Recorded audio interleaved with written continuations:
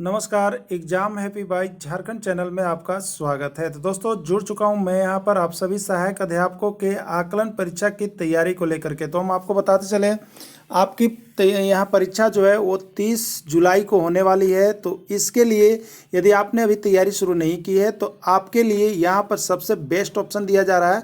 आपके लिए आकलन परीक्षा क्रैश कोर्स की शुरुआत कर दी गई है। जो अभी तक कहीं भी क्लास नहीं किए हैं तो क्रैश कोर्स का यहाँ पर जो मूल्य रखा गया है वो सिर्फ और सिर्फ 250 रुपये रखे गए हैं।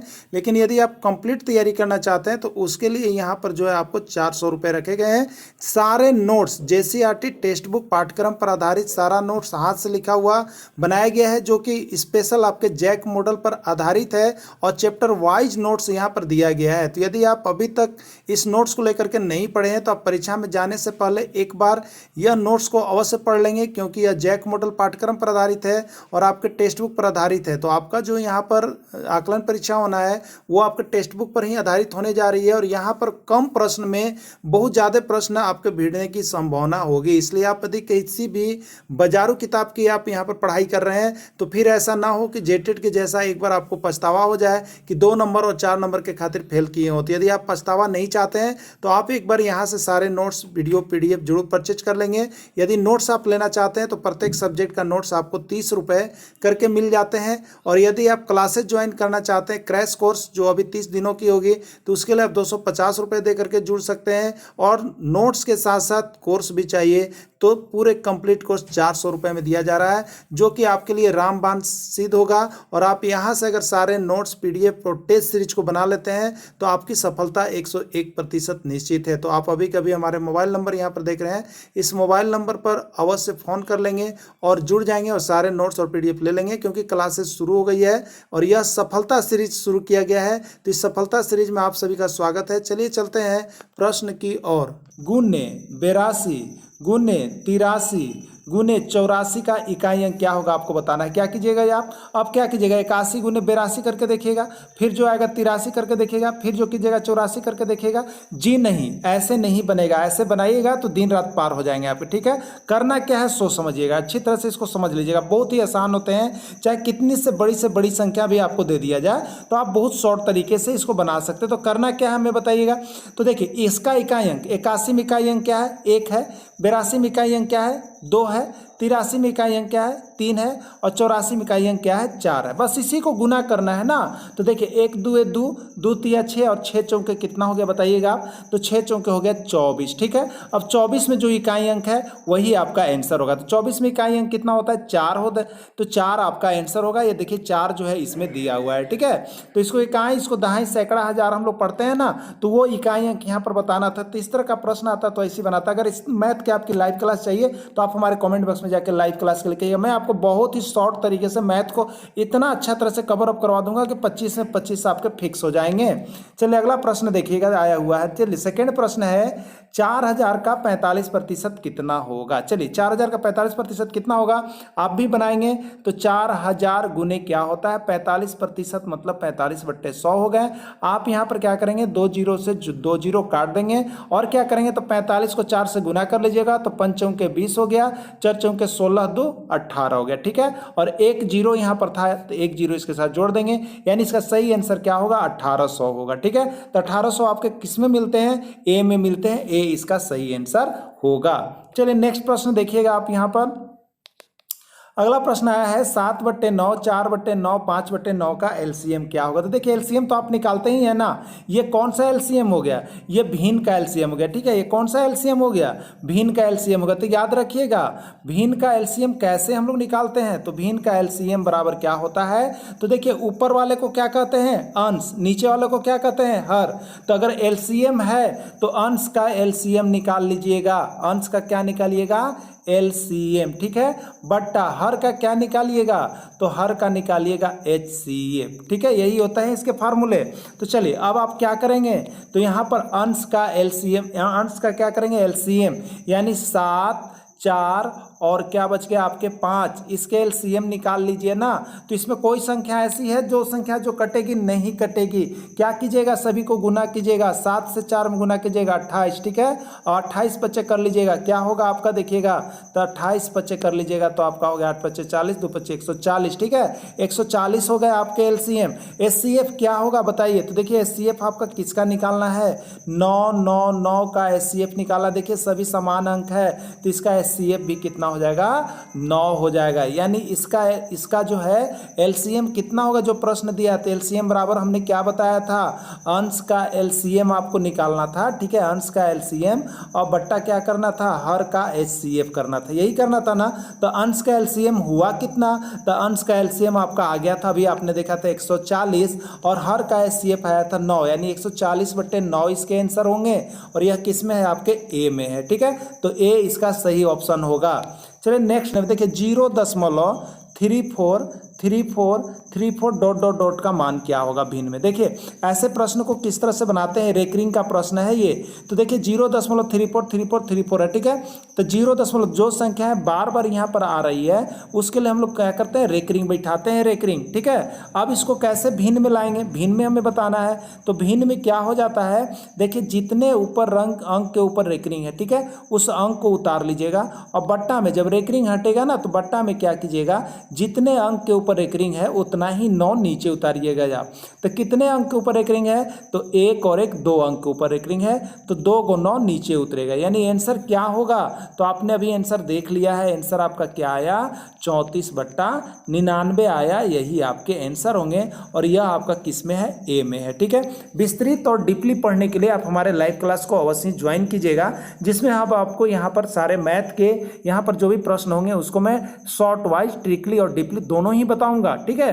तो चलिए बने हुए रहिएगा और कमेंट जरूर कीजिएगा कि आपको क्लास करना है या नहीं करना है। चलिए अगला देखिएगा, अगला प्रश्न आपका आया हुआ है यहाँ पे, अगला है कि यहाँ पे देखेंगे आप 3+, ठीक है, क्या है आपका 3+, 1 मिनट देख लेता हूँ थोड़ा छोटा करके, 3+ क्या है आपका देखिएगा यहाँ पे 3+ और यहाँ पर देखेंगे ब्रैकेट में है 3/3, ठीक है, 3/3 +2 ये बंद है, इसका मान क्या होगा। देखिए ये बोर्ड मास, जिसको आप लोग बदमाश का नियम कभी पढ़े होंगे, बदमाश का नियम या बोर्ड मास का नियम आप लोग पढ़े होंगे। तो सबसे पहले किसको हल करते हैं, ब्रैकेट्स को हल करते हैं हम लोग। बोर्ड मास में बी से ब्रैकेट्स होता है और ब्रैकेट्स के बाद जो होता है ब्रैकेट्स में भी किसको, तो सबसे पहले छोटा ब्रैकेट्स को हल करेंगे, फिर मंझला को हल करते हैं हम लोग, ठीक है। तो देखिए यहाँ पे जब आप सोल्व करेंगे तो सबसे पहले छोटे ब्रैकेट से इसको आप हल करेंगे, तो 3 में 3 से भागा लगाएंगे 1 और प्लस कितना हो जाएगा 2, ठीक है। तो ये क्या हो गया यहाँ पे 3+, इसको जब आप हल करेंगे तो 1 + 2 कितना हो गया 3 हो गया, और जैसे ही हल हो जाता है कोर्स समाप्त होता है, यानी ये छोटा कोर्स समाप्त हो गया, तो 3 + 3 हो गया यहाँ पे, ठीक है। अब 3 + 3 को सॉल्व कीजिएगा तो कितने होंगे 6 होंगे और यही आपके क्या होगा आंसर होगा। ओके, तो चलिए इसका आंसर क्या होगा 6 होगा। तो इन सारे प्रश्नों के लिए हमारे साथ बने हुए रहिएगा आप लोग। ओके, चलिए अगला देखिएगा, एक त्रिभुज की भुजाएं, अगला प्रश्न है, एक त्रिभुज की भुजाएं 3 सेंटीमीटर, 4 सेंटीमीटर और 5 सेंटीमीटर है, तो उस त्रिभुज का परिमाप ज्ञात कीजिए। वेरी गुड, उस त्रिभुज का क्या करना है, परिमाप ज्ञात करना है। तो चलिए सबसे पहले आप एक त्रिभुज बना लीजिए, ठीक है।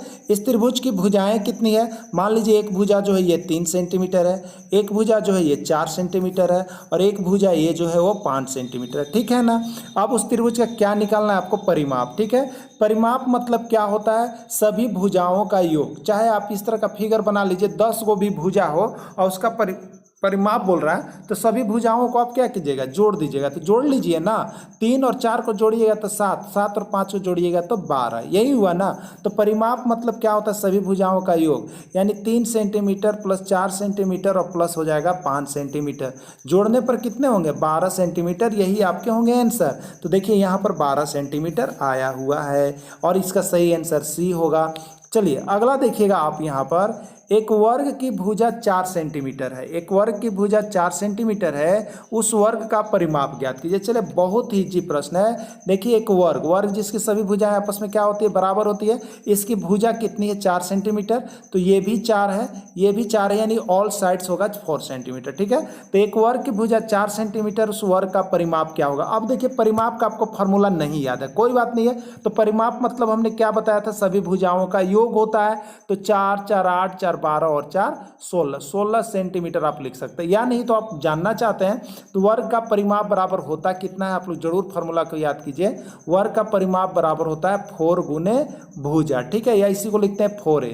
तो 4 गुने भुजा, भुजा कितना दिया है देखिए 4 दिया, तो 4 गुने 4 यानी 16 सेंटीमीटर। तो आप वैसे बनाइए या फिगर पर बनाइए, दोनों सेम होगा, लेकिन आप फार्मूला को जरूर बेसिक चीज को याद कर लीजिएगा आप लोग। सही, चलिए अगला प्रश्न देख लीजिएगा। दो संख्याओं का योग 8 और उनका गुणनफल 12 है, तो वह संख्या कौन सी है। यहाँ देखिए ऑप्शन दिया हुआ है ना, तो आपको ऑप्शन से ही पकड़ना है, यहाँ पर इतना छोटा छोटा चीज को नहीं करना है। देखिए दो संख्याओं का योग 8 होना चाहिए और उनका गुणनफल 12 होना चाहिए, तो वह संख्या कौन सी है। आइए पहला को चेक करते हैं, ए को। तो ए को जब आप चेक करेंगे तो बताइए हमें, आप 2 और 8 को जोड़िएगा तो कितना हो जाएगा 10। आपको योग कितना लाना है 8, इसलिए ये तो नहीं हुआ। अब 3 और 4 को पहले जोड़िएगा तो कितना होगा 7, आपको योग कितना लाना है 8, ये भी गलत हो गया। अब 5 और 6 को जोड़िएगा तो कितना होगा बताइए 11, और योग कितना आना है 8 आना है, तो ये भी गलत हो गया। अब 6 और 2 को जोड़िएगा तो कितना हो गया 8, योग 8 आ गया ना, तो यहाँ एक चीज सही हो गया कि योग 8 आ गया, लेकिन इसका गुणनफल 12 होना चाहिए तभी आंसर होगा। अब 6 और 2 को गुणनफल यानी गुना कर दिए तो 6 दूनी 12, यानी दोनों शर्त वाला डी वाला ऑप्शन पूरा कर रहा है। जोड़ने पर 8 आ रहा है और गुना करने पर 12 आ रहा है, इसलिए आंसर सही कौन होगा डी होगा। देखिए ऐसे प्रश्न को यहाँ पर हम लोग किससे पकड़ेंगे, तो ऑप्शन से पकड़ेंगे कि क्या होगा, ठीक है। चलिए आप लोग भी बना रहे होंगे हमारे साथ, बहुत ही अच्छी बात है। चलिए अगला देखिएगा कि 675 को ए और बी में 5:4 में बांटा गया है, तो ए का मान कितना है। मतलब 675 रुपया है या 675 कोई राशि है, उसको 5:4 में बांटा गया, तो ए और बी में 5:4 यानी ए का मान कितना है 4 है, 5 है, और बी का मान कितना है देखिए 4 है, ठीक है। तो ए का मान क्या होगा, इसका फॉर्मूला याद रखिएगा। जब भी कोई राशि को 2 भाग में, 3 भाग में, 4 भाग में बांटा जाएगा तो ए का मान बराबर देखिए होता है, क्या होता है, ए का अगर पूछेगा तो ए का अनुपात ऊपर होगा ना, ए का अनुपात हो जाएगा, ठीक है। अब बटे टोटल हो जाएगा, टोटल अनुपात का योग, और इनटू क्या हो जाता है राशि होता है, ठीक है, राशि ना, बात समझ गया।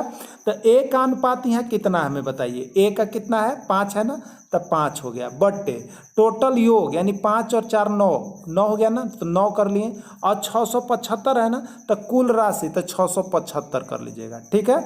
9 से देखिए तो कटेगा, 9 छक 54, 9 सते 63, ठीक है, 9 सते 63 हो गया ना। अब देखिए कितना बच्चा, 4 और 5 उतारिए 45, तो 9 पचे 45 हो गया, यानी क्या हुआ आपके साथ 75 गुने 5 हो गया ना। 50 कितना हो गया 25, 7 पचे 35 और 2 37, यानी 375 रुपया जो है ए को मिलेगा। 675 में ए को कितना मिलेगा 375 रुपया। कॉमन ऑप्शन है तो सी ऑप्शन बिल्कुल सही है आपका, तो सी आपका 375 हो जाएगा। चलिए ठीक है, चलिए नेक्स्ट क्वेश्चन आप देखिएगा। एक त्रिभुज के तीनों कोनों का अनुपात, एक त्रिभुज के तीनों कोनों का अनुपात 3:4:5 है, तो सबसे बड़े कोण का मान क्या होगा। यहाँ छूट गया, सबसे बड़े कोण का मान क्या होगा। देखिए एक त्रिभुज है, ठीक है, एक त्रिभुज मान लिया हम, कोई त्रिभुज है यहाँ पे, इसके कोण का अनुपात है 3, 4 और 5, अंदर में कोण बनता है ना 5 है, तो बोला सबसे बड़े कोण का मान क्या होगा। तो देखिए आप त्रिभुज का प्रॉपर्टी जानते हैं ना, त्रिभुज के तीनों कोनों का योगफल कितना होता है 180 डिग्री होता है। तो देखिए हमको नहीं पता है कि ये कितना डिग्री है, तो x मान लेंगे, ठीक है, अनुपात में तो x मान लेंगे। तो पहला कोण मान लिए 3x, दूसरा कोण मान लिए 4x, और तीसरा कोण मान लिए 5x, मान लिए ना। तो ये हो गया 3x, 4x और 5x। तो सबसे बड़े कोण का मान, तो आप त्रिभुज का गुण जानते हैं, क्या जानते हैं बताइए। तो त्रिभुज का तीनों कोनों का योगफल कितना होता है बताइए, तीनों कोनों का योगफल कितना होता है। तो 180 डिग्री होता है ना। अब देखिए यहाँ पर तो 3, 4, 7 और 5 12, और x ग्रुप का एक ही ग्रुप का इसलिए जुटेगा। तो 12x बराबर कितना हो गया हमें बताइए 180 डिग्री। अब x बराबर कितना हो गया बताइए, तो 180 में 12 से कीजिएगा तो कितना बार में कटेगा आपका, तब 15 बार में कट जाएगा, ठीक है, कटेगा ना। अब देखिए 15 बार में कट गया तो x का मान 15 आ गया, 15 आ गया ना। तो पूछा है सबसे बड़ा इसमें कौन है, तो सबसे बड़ा 5 है, यानी सबसे बड़ा 5x हो गया। अब 5x में 15 से यानी x का मान 15 के 5 गुने 15, तो 15 पचे कितना होता है 75, यानी इसका आंसर क्या होगा 75 डिग्री होगा, ठीक है, डिग्री छूटा हुआ है। तो सबसे बड़े कोण का मान 75 डिग्री होगा। इस तरह से आप कोण का मान निकाल सकते हैं, ठीक है। चलिए अगला प्रश्न देख लीजिएगा क्या आया हुआ था आपका।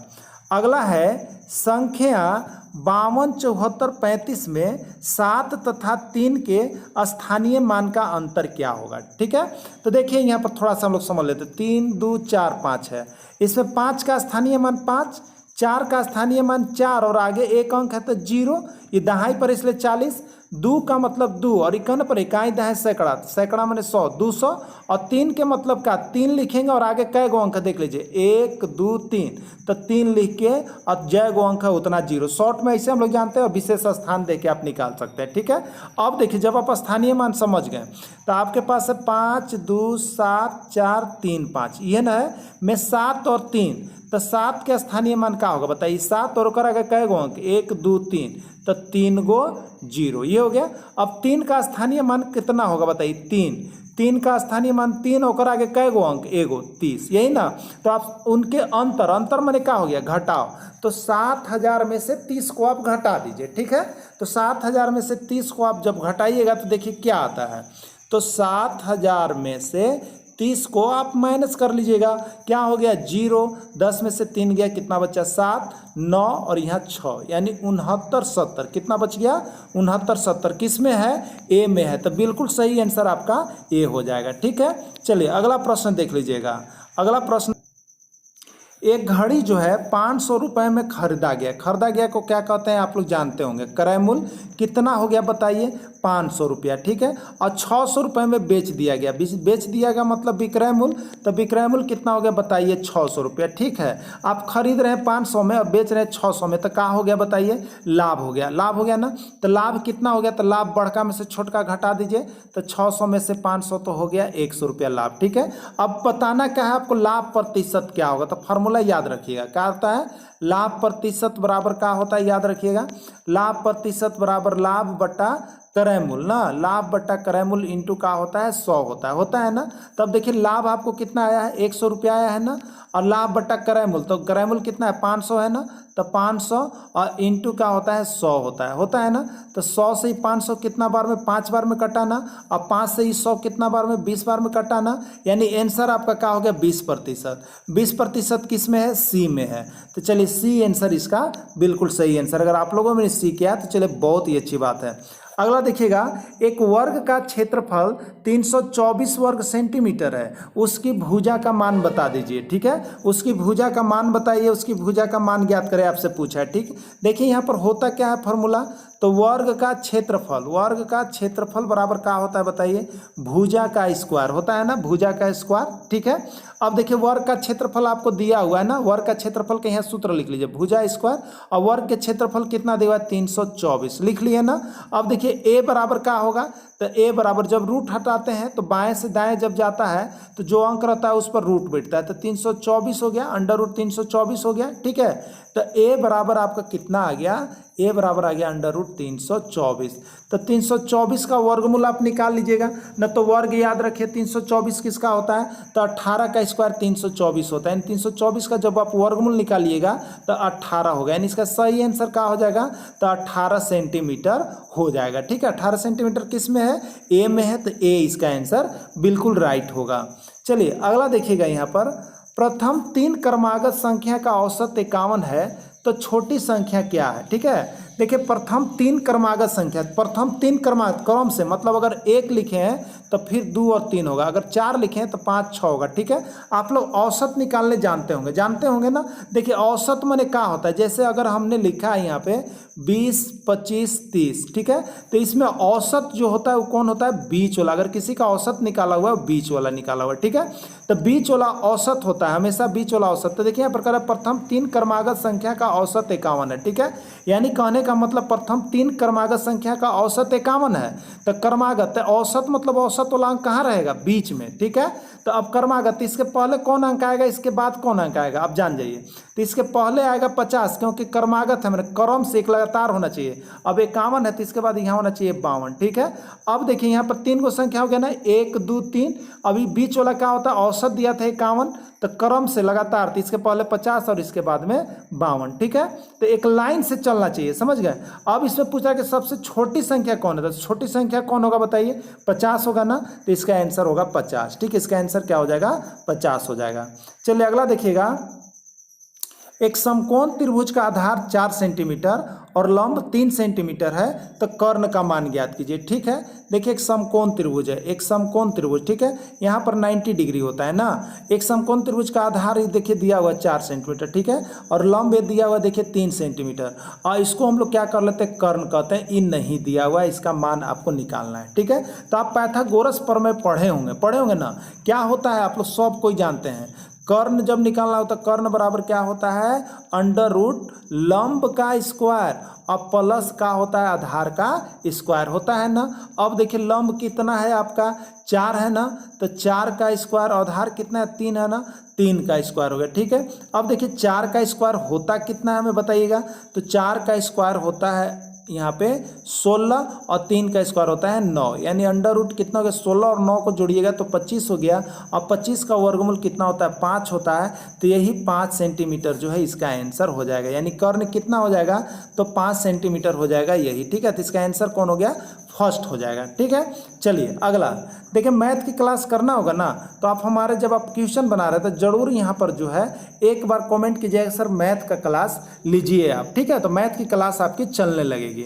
अब देखिए एक वृत्त का परिमाप 88 सेंटीमीटर है, तो उस वृत्त की त्रिज्या ज्ञात कीजिए। चलिए, एक वृत्त होता है ना, एक वृत्त, अब देखिए यहाँ से जो सेंटर से एक रेडियस तक जो हम लोग जाते हैं, यहाँ पर सर्कमफ्रेंस तक, परिधि तक, उसको हम लोग कहते हैं त्रिज्या, कहते हैं ना, तो यही त्रिज्या निकालना है। ठीक है, त्रिज्या आपको निकालना है। और क्या देगा, वृत्त का परिमाप, देखिए इस चारों तरफ से जो भाग घेरा हुआ है ना, यही परिमाप है या एकरे परिधि। तो देखिए कभी कभी भुलाने के लिए आपको परिधि ना कह के परिमाप कह देगा, तो बहुत लोग भुला जाते हैं कि परिमाप आ गया, पते नहीं है, तो पता है लेकिन परिधि को ही परिमाप कहा जाता है। ठीक है, तो चलिए वृत्त का परिधि का आप सूत्र या परिमाप का एक ही सूत्र हो गया ना। कोई कहेगा वृत्त की परिधि या कोई कहेगा वृत्त का परिमाप, तो अलग अलग नहीं है, सबका एक ही सूत्र है 2πr। ठीक है, वृत्त की परिधि या परिमाप बराबर होता है 2πr। ठीक है, तो अब चलिए यहाँ पे हम बनाएंगे ना, वृत्त का परिधि कितना दिया हुआ है, देखिए वृत्त का परिमाप दिया हुआ है आपका, परिमाप दिया हुआ है आपका कितना, 88 दिया हुआ ना। वृत्त का परिधि या परिमाप कितना होता है, अब इसका सूत्र लिख लीजिएगा, 2πr बराबर हो गया 88, हो गया ना। अब इसको सोल्व कीजिएगा आप, तो देखिए 2π का मान हो गया 22/7 और इंटू r और बराबर में हो गया 88। ठीक है, अब देखिए आप ऊपर ऊपर काट सकते हैं, ऊपर ऊपर काट सकते हैं, समझ गए। अगर काटने आता है तो ऊपर ऊपर आप काट सकते हैं, नहीं तो तिरछा तिरछी गुना कर लीजिएगा। तो अगर तिरछा तिरछी गुना कीजिएगा तो क्या होगा, 2 × 22 × r बराबर हो जाएगा 88 × 7। ठीक है, तो 2 × 22 × r बराबर हो जाएगा बराबर 88 और गुने में हो जाएगा 7। ठीक है, 7 हो गया ना। अब देखिए ऊपर ऊपर कटता है ना, तो 22 चौके कितना हो जाएगा बताइए हमें, 88, और 2 दूनी कितना हो जाएगा 4, यानी r बराबर कितना बच गया, तो 2 × 7। अब r बराबर कितना हो जाएगा, 14 सेंटीमीटर, यही आपका हो जाएगा आंसर। यह किस में ऑप्शन है, सी में, यानी सी ऑप्शन इसका बिल्कुल राइट होगा। चलिए अगले प्रश्न की ओर चलते हैं। अगला प्रश्न देखिएगा, यहाँ पे है एक गोला। ठीक है, एक गोला जिसकी त्रिज्या 21 सेंटीमीटर है, तो गोला का आयतन ज्ञात करें। ठीक है, एक गोला जिसकी त्रिज्या 21 सेंटीमीटर है, तो गोला का आयतन ज्ञात करें। ठीक है, देखिए आपको हम बता देते हैं ना, इसको आप लोग कैलकुलेट कर लीजिएगा। एक गोला, ये गोला होता है ना, एक गोला हो गया। ठीक है, एक गोला जिसका यहाँ पे देखेंगे तो इस तरह से गोले बनते हैं, गोला जिसकी त्रिज्या 21 सेंटीमीटर है 21 सेंटीमीटर है, तो गोला का आयतन ज्ञात करना है। ठीक है, गोला का आयतन होता क्या है, आप लोग याद रख लीजिएगा, गोला का आयतन, ठीक है, वॉल्यूम ऑफ स्फीयर, गोला का आयतन 4/3πr³ होता है। ठीक है, 4/3πr³ होता है। अब आप यहाँ पर देखिएगा 4/3, ठीक है, पाई का मान हो गया 22/7 इंटू क्यू, r³, तो r का मान 21 है ना, तो 21 कितने बार लिखा जाएगा, 3 बार आप लिख सकते हैं। ठीक है, कितने बार लिख सकते हैं, 3 बार हमने लिख दिया 21। ओके, अब देखिएगा 3 7 21, 7 एकम 7 कट गया ना, यानी बचा कितना आपको, तो आपके पास बच गया, आप गुना करने के लिए 4 × 22 × 21 × 21। ठीक है, इसको आप गुना कर लीजिएगा ना, तो देखिए गुना कीजिएगा तो क्या आएगा, 22 चौक कितना हो गया, 88 होता है। ठीक है, यानी आ गया आपका 88 और 400 कितना हो गया, 21 का स्क्वायर करेंगे तो आपका 21 × 21 441 आएगा। ठीक है, इसको आप गुना करके देख लीजिएगा, आपका जो आंसर आएगा वो आपका राइट हो जाएगा। ओके, तो आप गुना जरूर कर लीजिएगा और देख लीजिएगा। चलिए अगला यहाँ पे देखिएगा, अगला क्वेश्चन है, प्रथम 25 प्राकृत संख्या का औसत ज्ञात करें। ठीक है, प्रथम 25 प्राकृत संख्या का औसत ज्ञात करें। ये देखिए औसत कैसे निकालते हैं। ठीक है, तो प्रथम 25 प्राकृत संख्या यानी आप क्या करोगे बोलो, तो 1 + 2 + 3 + 4 + डॉट डॉट डॉट कहाँ तक जाएंगे बताइए हमें, 25 तक जाएंगे। और बट्टा में क्या करेंगे, कुल संख्या यानी 25 करेंगे ना। बहुत ही लेंदी हो गया, बहुत समय लग जाएगा। क्या करेंगे, क्या देखिए आप याद रखिएगा। देखिए प्रथम 25, ये 1 2 3 है ना, ये सभी लगातार है। इनमें अंतर कितना का आ रहा है, इनमें अंतर कितना का है, 1 का है। आप याद रखिएगा फॉर्मूला, यदि किसी संख्या का आप यहाँ पर निकाल रहे हैं औसत और उनका अंतर बराबर का हो, एक ही का नहीं, जैसे अगर हम 2 4 6 निकाल रहे हैं, इसका अंतर कितना का चल रहा है, 2 का, सेम अंतर चल रहा है ना। अगर सेम अंतर चलता है तो उस कंडीशन में औसत हम कैसे निकालते हैं, तो उस कंडीशन में औसत आपको क्या निकालना है, तो प्रथम 25 प्राकृत संख्या, तो 1 से शुरू होता है, 2 से शुरू होता है और लास्ट कितना तक कर रहा है, 25 तक का औसत निकालने के लिए कर रहा है, यही कर रहा है ना। तो इस कंडीशन में जब अंतर सेम होगा तो आप क्या करेंगे, पहली संख्या लेंगे और अंतिम संख्या लेंगे। ठीक है, पहली संख्या और अंतिम संख्या को लेकर के जोड़ देंगे और ये कै को डिजिट हो गया, 2 को, तो 2 से भाग दे देंगे, बस इसी में आपका आंसर आ जाएगा ना। कभी भी याद रख लेते, 1 + 25 अब बट्टा में हो गया 2, तो 1 + 25 हुआ 26, 26/2 यानी हो जाएगा 13। ठीक है, यानी इसका सही आंसर क्या आ जाएगा, आपका 13 आ जाएगा। Very good. तो इस तरह से आप जरूर हमारे लिए ज्वाइन कीजिएगा ट्रिकी पढ़ने के लिए, यहाँ पे सारे क्लास को करने के लिए। तो आपको जब भी जरूरी लगे तो आप हमारे कमेंट बॉक्स में जाकर कमेंट कीजिए कि सर हमें क्लास चाहिए, तो मैं आपके लिए लाइव क्लास लेकर के बोर्ड पर आऊँगा। ठीक है, और नहीं तो PDF क्लास आपकी चलती रहेगी। किसी संख्या का 50% 250 है तो वह संख्या क्या है आपको बताना। ठीक है, हमें संख्या मालूम नहीं है, तो किसी संख्या का 50%, तो मान लो वो x है ना, x का 50% कितना कह रहा है आपको कि 250 के बराबर है। कोई बात नहीं है, x गुने 50% मतलब 50/100 हो गया ना, और बराबर कितने हो गए, 250 हो गए, 50 दूनी 100 हो गए ना। तो क्या बचा आपके पास, x/2 बराबर 250। ठीक है, x/2 बराबर हो गया 250। अब ये क्या होंगे, तीछा तीछी गुना हो जाएंगे, तो x में 1 से गुना कीजिएगा तो x, और 250 में 2 से, तो 25 दूनी की 50 और एगो 0 है 500, यानी इसका आंसर क्या होगा, 500। वह संख्या जो है 500 है, यही इसके आंसर हो जाएंगे। चलिए अगला प्रश्न देखिएगा। दो संख्याएं 25 और 21 का HCF 1 है तो LCM ज्ञात करें। चले, बहुत इंपॉर्टेंट क्वेश्चन अब बहुत बार आया हुआ। ठीक है, और आपके एग्जाम में भी आने वाला है, ये आप कंफर्म हो जाइए। ठीक है, एकदम कंफर्म हो जाइए, जब भी आकलन परीक्षा होगी तो यह क्वेश्चन छपा हुआ रहेगा ना। तो देखिए ऐसे क्या करेंगे हम लोग, ऐसे क्या करेंगे, तो इसका एक फार्मूला होता है, पहली संख्या गुने दूसरी संख्या बराबर होता क्या है, HCF गुने LCM, यानी दो संख्याओं का गुणनफल बराबर क्या होता है, HCF इंटू LCM होता है। ठीक है, दो संख्याओं का गुणनफल बराबर होता है HCF गुने LCM। बात समझ गए होंगे आप। अब देखिए HCF गुने LCM जब होता है तो आपको उसी तरह से यहाँ पे काम करने हैं ना। तो चलिए अब देखते हैं, यहाँ पे दो संख्याएं आपको दी हुई है, 25 और 21 दिया हुआ है ना। तो देख लीजिए यहाँ पर, तो दो संख्याएं 25 गुने 21 बराबर HCF कितना है 1 और गुने LCM, यही होता है ना। अब बताइए क्या आप करेंगे, तो यहाँ पर 1 गुने LCM, तो LCM रह गया, यानी 25 और 21 को आप गुना कर लेंगे। ठीक है, 25 गुने 21 आप कर लेंगे, जो आएगा आपका वही आंसर हो जाएगा। तो 1 से कीजिएगा तो 25 हो गया, और 2 से कीजिएगा तो 50 हो गया ना। यानी कितना आंसर आ रहा है, 525 आ रहा है। 525 किस में है, बी में है, तो यही आपके आंसर हो जाएंगे 525। चलिए अगला देखिएगा आप यहाँ पे, किसी संख्या का 1/4 1600 है तो वह संख्या कितनी है पूछा गया है। बहुत ही बेहतरीन प्रश्न है। ठीक है, चलिए किसी संख्या का 1/4 1600 है, किसी संख्या का 1/4 कितना है आपका 1600 है। ठीक है, किसी संख्या का 1/4, किसी संख्या मान लो x है ना, 1/4 मतलब 1/4 बराबर क्या हो गया 1600 है, तो वह संख्या कौन सी है आपको बताना है। अब देखिए यहाँ पर x गुने 1 करेंगे ना तो x हो जाएगा, और बाई में 4 और बराबर कितना हो जाएगा 1600 होगा ना। और 1600 के नीचे 1 हम लिख सकते हैं ना, तिरछा तिरछी आप गुना कीजिएगा तो क्या होगा, x में 1 से गुना होगा, क्या होगा x में 1 से गुना होगा x होगा, और 1600 में 4 से गुना होगा, तो 1600 में 4 से गुना होगा तो आपका हो जाएगा 6400। यानी इसका आंसर क्या हो जाएगा, वह संख्या कितनी है, तो वह संख्या 6400 है, यही आपका आंसर हो जाएगा। चलिए अगला देख लीजिएगा आप। अगला प्रश्न है, दो संख्याओं के वर्गों का अंतर 25 है, तो वह संख्या बताइए। ठीक है, देखिए ऑप्शन दिया है कि वह संख्या 13 12 है, 14 13 है, 16 12 है, 14 3 है। देखिए इसका आंसर हम लोग कैसे निकालते हैं, तो ऑप्शन देख के निकालेंगे। दो संख्याओं के वर्गों का अंतर 25, आप पहला से स्टार्ट कीजिए। 13 का वर्ग कितना होगा हमें बताइएगा, 169। 12 का वर्ग कितना होगा, 144। और इनका अंतर कह रहा है, मतलब घटा दीजिए, घटा के देखिएगा 169 में से 144 कितना जा रहा है आपका, 25। तो क्या बोला है, दो संख्याओं के वर्गों का अंतर 25 है, तो वह संख्या बताइए। तो वह संख्या कौन हो गई, ये तो ही हो गया ना कि दो संख्याएं हैं 13 और 12, इनको हमने वर्ग करके घटाया तो 25 आ गया, इसलिए सही हो गया। अगला को आप देखिएगा, 14 का स्क्वायर कितने हो जाएंगे, 196। ठीक है, 13 का स्क्वायर कितने हो जाएंगे, 169।